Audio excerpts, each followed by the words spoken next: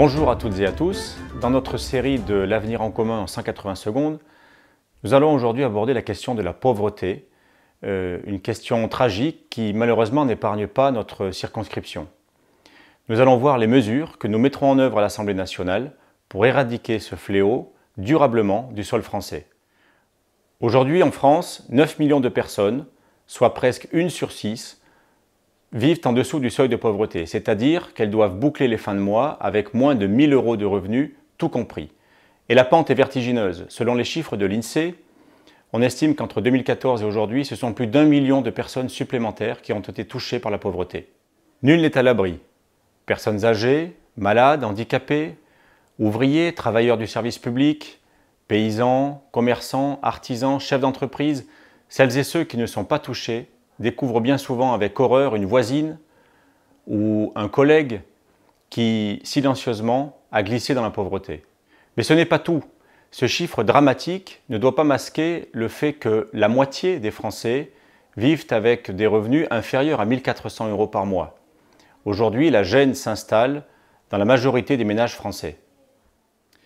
Dans une France qui n'a jamais été aussi riche, ce constat signe l'échec définitif et indiscutable des politiques libérales qui, inlassablement, appliquent les mêmes remèdes: la baisse des salaires, la baisse des protections, la baisse des services publics.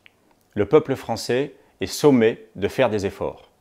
Sous cette pression, les mécanismes de division se mettent en œuvre. On pointe du doigt tantôt les travailleurs du service public, tantôt les immigrés, tantôt les ouvriers qui sont accusés de ne pas être raisonnables.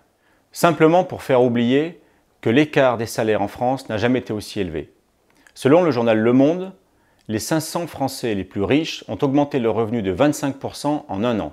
Ce sont ces personnes qui aujourd'hui soutiennent les macronistes, les républicains, et ils savent très bien pourquoi. Nous refusons de nous soumettre à ce sacrifice organisé. Nous sortirons du mensonge, nous éradiquerons la pauvreté, car ensemble nous en avons les moyens. Nous augmenterons directement les salaires du plus grand nombre.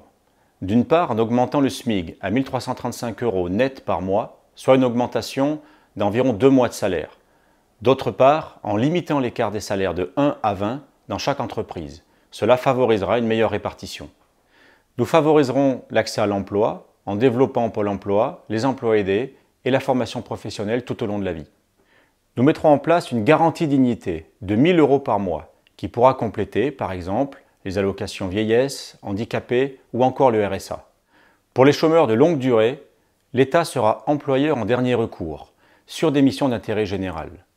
Nous limiterons les dépenses incompressibles des ménages. Les premiers mètres cubes d'eau et d'électricité seront gratuits, ainsi que les cantines, les transports scolaires et les fournitures scolaires. J'ajoute pour finir que les impôts baisseront pour l'ensemble des ménages qui touchent moins de 4 000 € par mois et par personne.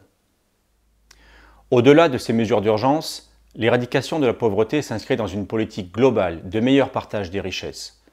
En votant pour votre candidat de la France insoumise, vous choisissez une France digne et réconciliée.